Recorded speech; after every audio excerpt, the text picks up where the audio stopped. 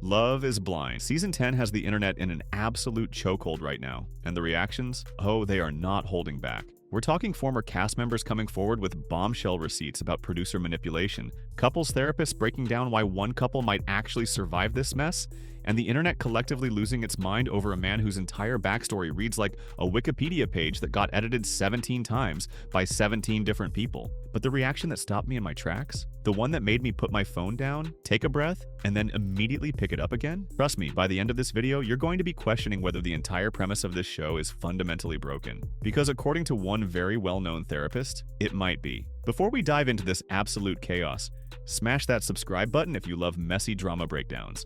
Hit the like button and that new hype button, because it genuinely helps us grow and reach more tea lovers like you. Trust me, you're going to want to be subscribed for what's coming in this series. Now, let's get into it. We need to start with the conversation that has the internet absolutely fired up, and for good reason, because Reality with Kristen went full professor mode on this one, and she cooked. She didn't just make a point, she built an entire case. And the evidence? It's damning. What I found interesting about this season is we see two men who are overweight. We see Jordan and Devonta, who are men who are on the larger side.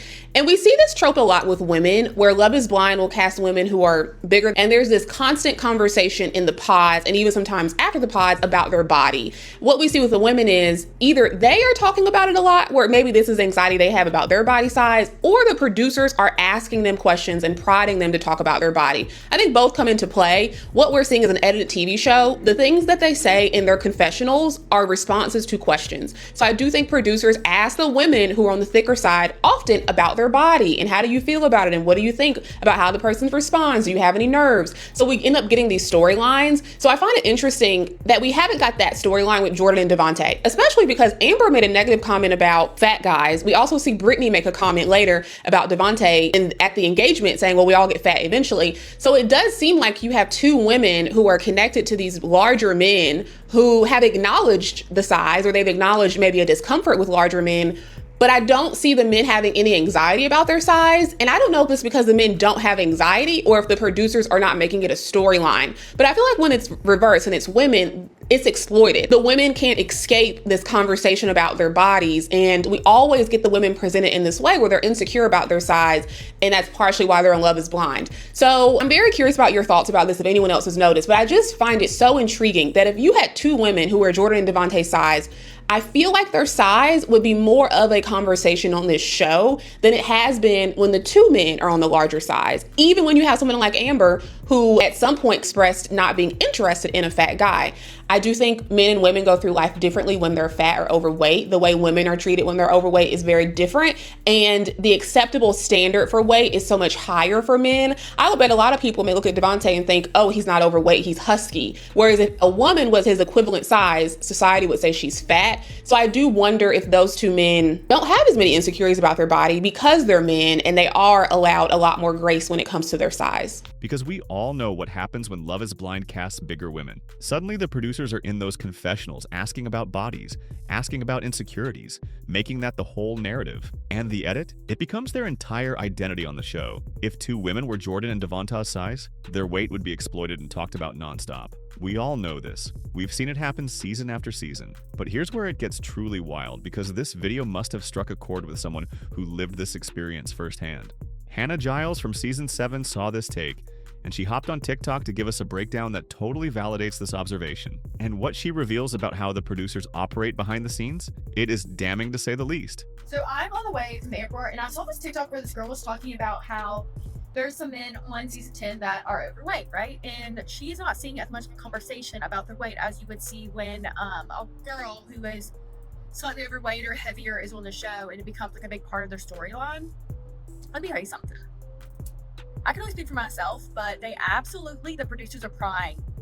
I remember when you're in that environment, you're an idiot and the producers are all you have. You don't have your phone, you don't have your friends, you don't have your family. So like you just trust what they're saying to you, which is stupid. Don't ever do that.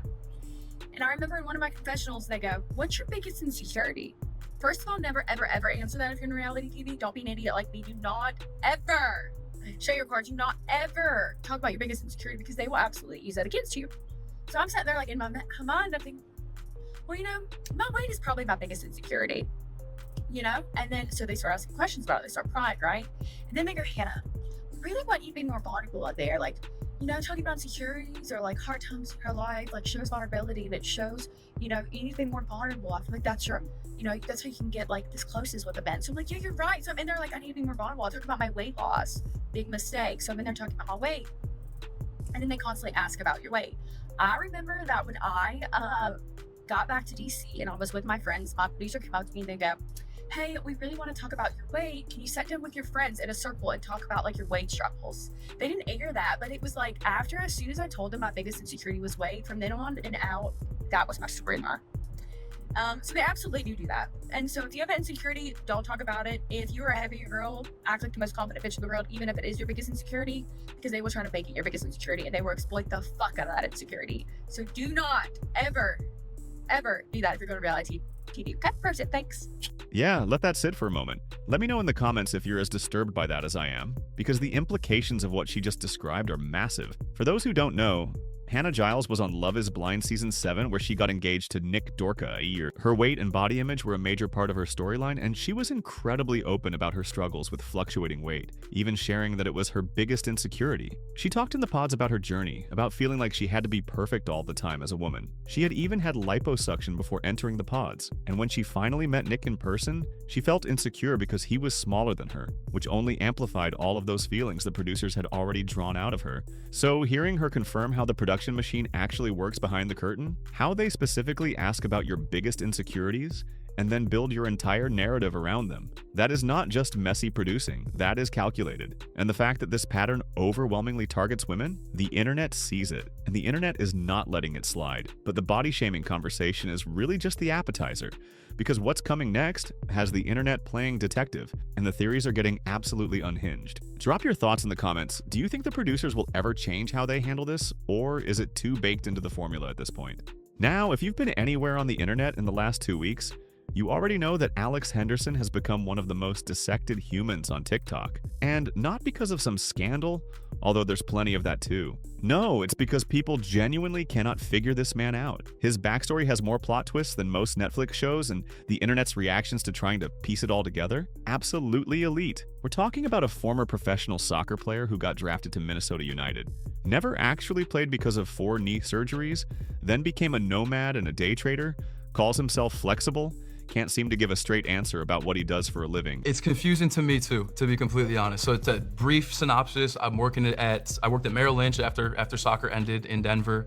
Went to Chicago, worked for a Canadian bank there called BMO for 3 years. COVID ended my career, gave me a severance package, which led me to traveling the world at a time where travel was difficult. So yes, I went to Australia, I took the severance package, and then I got jobs out there. So I worked as a fisherman in the middle of Northern Territory, Australia, randomly. I got a job running a gym in Australia, and then I got a job as a casino dealer out there. Came back to the States because there was a wedding I was supposed to be in, which was fantastic, enjoyed it. Tried to figure out what I wanted to do next, and it just continues to roll. So it's, hey, go down to Florida next and do this, and then go to Arizona and do this. How to explain that to somebody for a marriage without trauma dumping is borderline impossible. So that was my best attempt at it. Does that make sense? And, oh, by the way, his name used to be Alec Farrell before he changed it back to Alex Henderson after his mom divorced his stepfather. And he was very happy that a certain someone won the 2024 election, despite not even voting. His fiancée Ashley's dad, who is a divorce attorney by the way, sat across from this man at dinner and basically conducted a deposition. And his verdict? He said he doesn't think honesty is Alex's strength. Even Chris from the show said Alex's job situation was confusing to him too. The internet had an absolute field day, and these reactions capture the collective confusion perfectly. He lied. He lied. He lied. He lied. If a man tells you something that confuses you, it's because he lied. I went into the field of finance right after. So I was actually a soccer player. That's what I was planning on doing right after college. And 4 knee surgeries kind of took that away before I was able to do much with it. So I pivoted into financial advisory.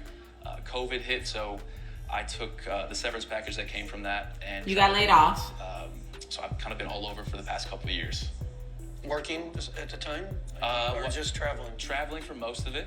Chicago to Tampa, Tampa to San Diego, San Diego to Phoenix. I've lived in New Zealand. I am Kiwi, so I'm a dual citizen with New Zealand. And I lived in Australia for a year where I worked 3 different jobs all over the country. I was a year? A fisherman for probably 4 or 5 months up in the Northern Territory. I ran a gym in Bondi Beach, right outside of Sydney, and then I was also a casino worker in Melbourne for a little while. So Did you meet Crocodile Dundee? I acted like one, to be honest with you. Catching fish and throwing them off the side of the boat, you see crocodiles and sharks coming up. It was pretty crazy.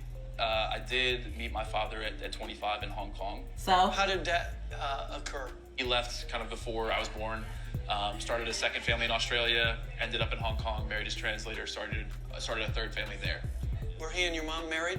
No, they never were. I was an accident, to be completely honest. There was a question as to whether or not my mom was going to keep me because my grandparents were more traditional in that sense. He's lying.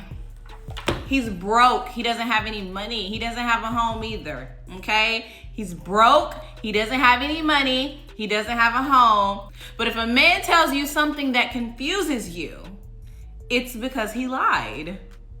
End of story. So I don't think Alex and Ashley are on Love is Blind. I think they're on a different show being shown to us simultaneously. Like there was a murder. It's like a murder documentary of some sort where Ashley and her dad are detectives and Alex is the #1 suspect. And they're trying to figure out if he done it. But like at the same time, Ashley, oh no, she's falling in love with the killer. She's falling in love with the #1 suspect. So I guess at the end, she'll decide if she's gonna marry him or if they're gonna convict him. Alex is another person on Love is Blind where I think everyone's being a little unfair to him. They're complaining that his stories don't add up, the timelines don't really make sense, and it's like, yeah, he's lying. Do you know how hard it is to juggle that many lies? I've done it. It takes a lot of effort, and he's getting like no credit for that. That's not cool. And even if you just like talk about the job stuff, right? And it's like, I'm kind of confused about your career trajectory. What have you been doing? How did you just get a job so quickly? Well, yeah, he is unemployed, okay? And he's really trying to cover that up, and no one seems to be like, cutting him any slack for that. Like, he is human, right? Like we all are. So where is the humanity here? And back when people were like, he's being inappropriate with Brittany by telling her that she's his typical type. Like, yeah, he wants to bang her later, so he needs to tell her that to kind of start laying the groundwork. Hello? And I don't get what the problem is with Ashley just because he's not really nice to her and he doesn't seem to really like her. So that doesn't make him a bad boyfriend or fiance or whatever. He's not like come on. Like, are we all just trying to sweep under the rug the fact that she rearranged some water bottles that he had put away? That's like, do you understand what that does to a man's mental health? That's like so crazy that we're just ignoring that. And like, yeah, maybe he's being a little unfair about the whole like, are you ready to move tomorrow thing? Because he needs an excuse to dump her at the altar. So like, of course he's gonna do that. So like, why is everyone like so against that? That doesn't even make sense to me. Yeah, I don't know, like this one just like really pisses me off. I like see so much of myself in him, like I also like barely tell the truth because like it's kind of a drag. So like, I just don't know. It's just like, can we just be nice, right? Like to him and me, like, come on, people. I genuinely need someone to make a flowchart of this man's life decisions because every time I think I have a handle on it, a new piece of information drops and the whole thing reshuffles. Comment your theories below because honestly, I need help making this make sense. But here's where I need you to save your shock, because what's coming next involves a conspiracy theory about an entire couple, and the internet might actually be onto something. Alright, so Dear's Handy came through with a theory that has the internet buzzing, and once you hear it, you cannot unhear it. Because Vic and Christine, the couple who got sent to Malibu instead of Cabo with everyone else, the internet has questions. Big ones. The theory? Normally they all go to Cabo, and for some reason only Christine and Vic went to Malibu. Since that batch came out, the showrunner said that it was due to budget. Yeah, Netflix ran out of money. They I just don't buy it. They're like, look, we may be worth $150 billion, but this Cabo, we can't have an extra room here. It's too expensive. No, what happened was they needed a good couple. They needed a happy ending. Yeah. And apparently they didn't have one. What does that have to do with them going to Malibu? They weren't in the original cut. How coincidental is it that the one squeaky clean, perfect couple ends up in Malibu? It's because they needed them. It's because they were an afterthought. They were like, we got to get those people on the main stage. They're not a Malibu couple. They're a Cabo couple. We got to get them on the main stage. Oh, so you think that they were at first a throwaway because it was too easy? But I actually think, though, the show really needed a good couple, and so they would have invested a little more in them from the get-go. I think they thought they had a good couple. We're calling bullshit on it being budget. Calling bullshit, and I'm very confident that they were not necessarily going to be in the show, but then they were put in the show because they were needed. Okay. It's not money. Netflix has enough money. They have more money than God. It is not a passport issue. It is a production issue. While every other couple was dealing with strip club photos, body-shaming conversations, and Alex telling Brittany she was more his type than his actual fiancé at a pool party, Vic and Christine were in Malibu living their best lives with no cameras. Convenient, right? Now here's the thing. The show's creator, Chris Colin, came out and said the reason was purely logistical. He told Entertainment Weekly they've never had the budget to send more than 6 couples to Mexico, and since season 10 had 7 engaged couples for the first time ever. Someone had to go elsewhere. He said Vic and Christine were chosen because they had fewer intersecting relationships with the other couples, meaning no unfinished pod business that needed to play out on camera. And honestly, that explanation makes sense on paper. But the internet wasn't fully buying it, and then Christine herself hopped on TikTok to address the passport rumor that was floating around. Hi guys, so if you live in Ohio, you know that we have had a lot of snow this month, and it is actually almost 50 degrees today, so I am out for a walk. I just wanted to pop in and give a quick commentary on all of your guys' assumptions as to why Vic and I did not go to Mexico. Just so you guys know, everybody has to have a valid passport before even arriving to the pods. So if you do happen to get engaged and go on to the Mexico part of filming, you do have to have a valid passport. So it has nothing to do with the passport issue. It has nothing to do with criminal records or any other kind of charges. But y'all are funny. Y'all are funny. I appreciate the commentary. It's been really entertaining, but more to come. She debunked the passport theory, but didn't actually tell us the real reason. So I guess we're saving that tea for the reunion. Now, on a much more positive note, because we do love a bright spot in this chaos, the couples therapists of the internet have actually weighed in on why Vic and Christine's relationship might be the strongest of the season. And the analysis is genuinely fascinating. I know everyone's talking about Chris, but I'm going to talk about a different couple today. So I'm going to talk about Vic and Christine. And unfortunately, we've seen the least from Vic and Christine because they went on the Malibu vacation instead of the Cabo vacation. And I've heard mixed stories about why that happened. I'm sure the truth will come out later. So remember, I am a therapist. I'm a couples therapist. I am not Vic and Christine's therapist. I've never met them before. I'm just looking at highly edited scenes that we've seen with them. And I really, really like them. They're, to me, the couple that is gonna make it. I think they're having the hard conversations. They're super respectful. The family visit went well. She took him, very vulnerably. She took him to her hometown, and he took her to the school that he teaches at. They seem to have deep love and respect from what, again, they're edited versions, but they seem to have deep love and respect for each other. Again, they're talking about the difficult topics. They're being respectful when they talk about those difficult topics, about raising children and about race and how that's gonna affect them, and how they each, they're being vulnerable with their emotions. They've been honest about some of the dark roads that they've been on in the past and some of the hurdles that they've had to go through. And again, just like that high level of respect and fondness and admiration and connection that I see with them, that is not that, hot, and then it's gonna blow out and burn kind of connection. I think they have what it takes to go for the long haul. I wish we saw more of this couple. I really wish we saw more of the good stories versus some of the crazy stories, but I know those get more attention. It's like a masterclass in what healthy attachment actually looks like, which, given the rest of this season, feels like finding a diamond in a dumpster fire. Tell me in the comments, who do you think has the best shot at making it down the aisle and actually staying married? Because right now, my money is very much on these two. But the conversation that really has the internet going deep, the one about dating, preferences, and the things men refuse to admit, that's next. And the reactions are spicy. Abital sparked one of the most important conversations to come out of this season, and it goes way beyond just Devonta and Brittany, because their relationship has become a case study in something much bigger. Dating in 2026 is a modern social experience, but it is plagued by old social constructs. And the men who defend and deny their preferences? The internet is not letting them off the hook. Devonta, a biracial man who is Australian, Black, British, and Swedish, proposed to Brittany, an Afro-Latina woman, in the pods. Beautiful. But then came the reveal, and in his confessional, he said he fell in love with Brittany. It just so happened that she's a woman of color, and that's something he's never actually dated, let alone proposed to. And Brittany? She learned this at the same time we did. She later revealed in interviews that she felt she wasn't his typical type, and they had conversations off camera about it, but she had never actually heard those specific words come out of his mouth until she watched it back. The disconnect between what Devonta was saying in confessionals versus what he was communicating to Brittany in real time, that's where the internet grabbed hold and did not let go. You have been taught that being a good, sweet woman will get you a good marriage, but you don't need to be a good woman. You need to be a strategic one. There's a spectrum, and there are levels of men who are not interested in you, but keep dating you anyways. There are two couples in particular who show how this becomes an emotional tax that the women just have to keep paying. Being able to clock this is also how all women, no matter what their ethnic background is, can avoid a marriage that is ultimately just going to cost them socially. There is a social identity that comes with being someone who is having a wedding and gaining the identity of being a bride.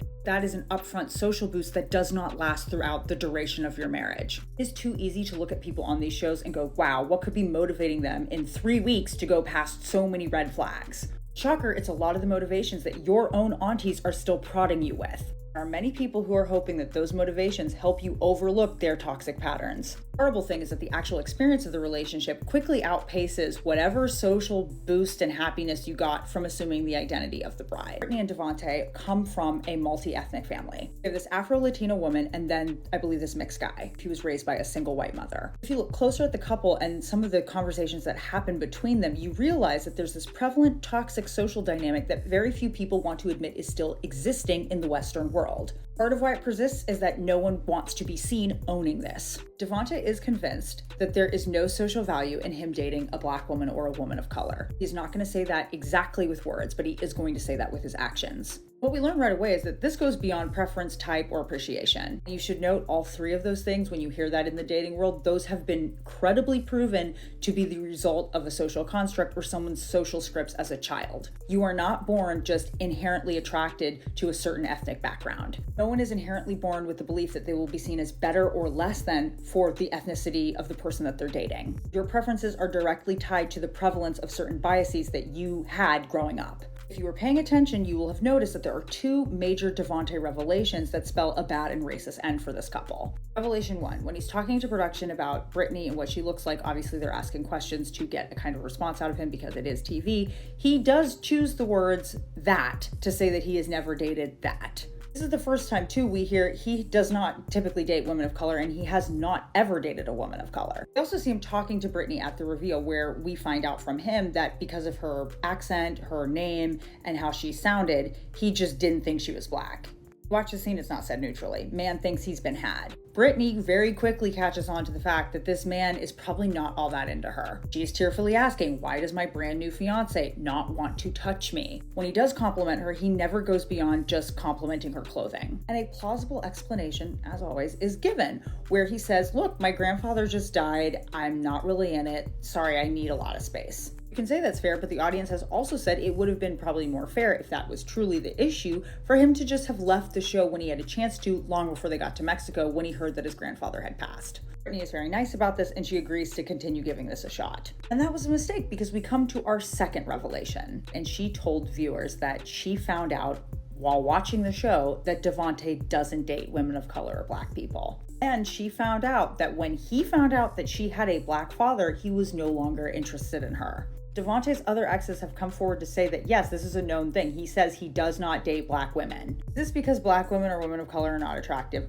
Obviously not. It is because in his head, they are not worthy contenders for him. He is bought into this racial hierarchy and this idea that the person he's dating is not about that person and that individual, but about affirming his own self-identity. Your partner says something about you. Your partner reflects to various people with various ideas your social worth. Devonta has made it a priority to seek out white women because they have a particular story that he feels good being around. It affirms a specific belief about who he thinks he really is. When this man went on a show called Love is Blind, he was screening for what he thought was black women. But like many people, he is deeply detached from critically thinking about his own biases or the stories he's telling himself. It's easier to make it about the woman in front of him than the culture that raised him. Because his self-identity does not include him as a racist or a colorist. So he's not going to reflect, he's just going to make Brittany pay. Together, they can both blame it on other things. He can't be honest about why he won't touch her and why he is cold. He can't be honest about why he's pulling away because that would make him look shallow. So he just sticks around for as long as he can. Who ultimately pays for this? Brittany, because her self-confidence and her sense of trust in herself for picking this guy are slowly eroding. When she tries to locate the problem, he intentionally sends her looking in the wrong direction. She's trying to have an honest conversation. He's trying to redirect her because he cannot sit with who he actually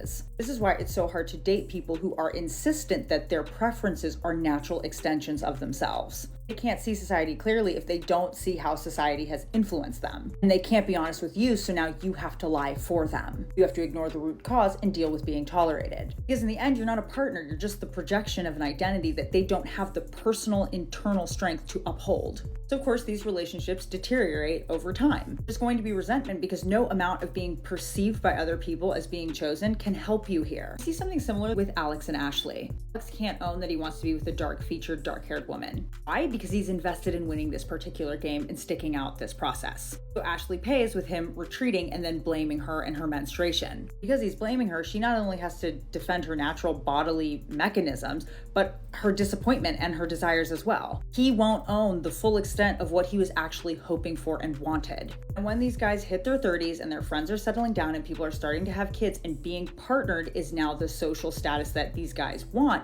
they start looking for pliable, tolerable people. They can only lie to themselves for so long. They will nitpick you on every other thing because that has to be the real reason why they're not happy. They have to continually fake and locate the issue within you. This is emotionally draining and causes unnecessary suffering. But it's only necessary if you believe that there is a curse to being single. You have to have a plan for your 30s when the pressure is on and you don't want to simply cave to whoever will take you. You also have to remember that a man who cannot articulate how social forces have shaped his dating history is not going to be able to protect you from those same forces in the wider world. It's really hard to watch Black women and women of color be offered up to these men on this experience who desperately need male approval or a specific look so that they could get social acceptance. But out here, we don't have to offer ourselves up. There is no wall between us. Dating is a personal civil rights issue. And note, if you feel anything less than treasured, respected, or appreciated for who you are, you're probably in a get out situation. If you're as conflicted about this situation as I am, drop your hot takes in the comments, because I genuinely want to know where people stand on this. Is Devonta navigating genuine personal growth in real time, or are we watching something more concerning play out? Because the internet is deeply divided, but what I'm about to tell you next had me yelling at my screen. Because Mike's Italian family meeting with Emma, the internet clocked every single moment. And the reactions to what his parents did, they're not holding back. Mike and Emma, their storyline this season is genuinely one of the most emotionally complex ones Love is Blind has produced. Emma was adopted from China at age 3. She had more than 10 surgeries before age 7 to remove high-risk birthmarks. She doesn't have a relationship with her biological parents, doesn't know her genetic medical history, and has very real, very considered reasons for being uncertain about having children. This is not a woman who just hasn't thought about it. She has thought about it more deeply than most people ever will. Mike, meanwhile, wants kids. His very Italian family from New Jersey also wants grandchildren. His mom admitted she cried for 2 days before meeting Emma because she couldn't watch the proposal happen in real time. So when Emma sat down with this family for the first time, the pressure was already sky high. But Remy BBYXO pointed out something that had the internet fuming. And it wasn't even about the kids' conversation. I might get whacked for it. I'm willing to take the whacking. Love my Italians down. That shit that Mike's parents did with Emma, y'all gotta cut that shit out. That whole like, oh, it's calamari, it's not calamari, it's gravy, not sauce. How the fuck would Emma know that? How the fuck would an outsider of your culture know that? How? And there's a way to educate without making somebody feel fucking stupid. You get me? Like, trust me, as somebody who's Nigerian, who comes from a completely different culture, that a lot of people may not be familiar with intimately, there are ways to educate people if they're saying something incorrectly that doesn't make them feel bad. It's not like Emma was like, oh, they're like being stereotypical in any type of way or trying to be offensive. She literally was trying to find a point of connection of like, oh, I like to cook and like these are some of the dishes I like to make. And your response to that is, yeah, pasta sauce? No, we call it gravy. Girl, what? What? Like, let's not even get into the whole, y'all are asking her, oh, so like you come from what, like a Chinese family? And then she's like, oh, like, you know, no, I'm adopted, so my whole family's white. And then in the background you hear, oh, okay, good. Oh, is y'all cool? Are y'all cool? Let me not get distracted. Y'all gotta cut that shit out. Like, if y'all were in the kitchen learning and Emma was like, oh yeah, like I can make the pasta sauce. And you're like, oh babe, like we actually call it gravy, whatever. That's how you educate somebody and introduce them to your culture without making them feel fucking stupid or like they're an outsider or that they're separate. Very clearly, Emma already has issues and trauma of feeling othered. And then she meets her fiance's family, and what y'all do, y'all double down on her being othered. She didn't even bring up calamari. The mom just went off on a tangent trying to educate her on how to say certain words. Can you relax? When you consider that Emma literally said food is her love language, and she moved to Ohio by herself and built community through her food, Instagram and yoga teaching, the irony of being made to feel like an outsider over Italian-American food customs is just a lot. If you're as fired up about this as I am, let me know in the comments, because I need to hear your thoughts on whether that family dynamic is going to work long-term, or if this is a preview of what Emma's life would look like if she says yes. And finally, we need to talk about Therapy Jeff, because this man went for the jugular. Not of a specific cast member, not of a specific couple. He came for the entire premise of Love is Blind itself. Love is Blind doesn't just have a flawed premise, it actively punishes contestants for having completely normal human psychology. And before I go further, none of this is me defending genuinely awful behavior, especially from some of these men. There is no psychological framework that makes certain things okay. What I'm saying is that the show creates conditions designed to bring out the worst in people and then acts like it's a character study. Here's what's actually happening. The pods are a love bombing machine, right? No physical presence, no real world friction, nothing to do but pour your heart out for hours. That's not falling in love. That's an artificially accelerated attachment cycle. Then, the show treats physical attraction like a moral failing. We are wired, neurologically, evolutionarily, to factor in how we feel about someone physically. That's not shallow, that's not a character flaw, and even if you want to set looks aside, you can't fully do that once you can actually see someone. Your brain processes that information, whether you consent to it or not. And a lot of the success stories on the show, those people were probably just attracted to their partner. They're not proving love is blind. They got lucky that the person they bonded with emotionally also happened to be their type. That's not a social experiment, that's a coincidence. Then you go from the pods to real life. And that's not a transition, that's like a collision. The attachment you built in that pressure cooker has never been stress tested. And when it cracks under the weight of families, finances, and actual cohabitation, the show frames that as your fault. So of course, the people whose feelings don't survive that process get the villain edit.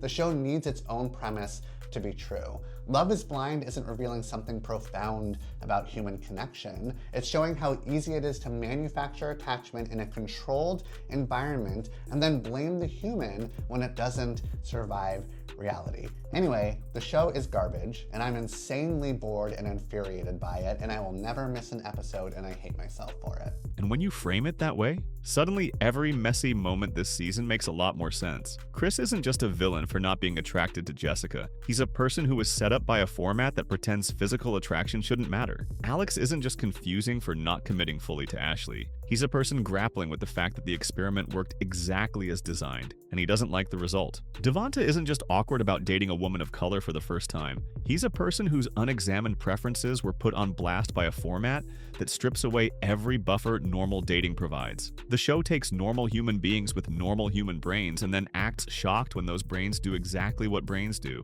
I agree, Therapy Jeff. I agree. But will any of us stop watching? Absolutely not. Because apparently being aware that the trap is a trap does not stop us from walking directly into it every single season.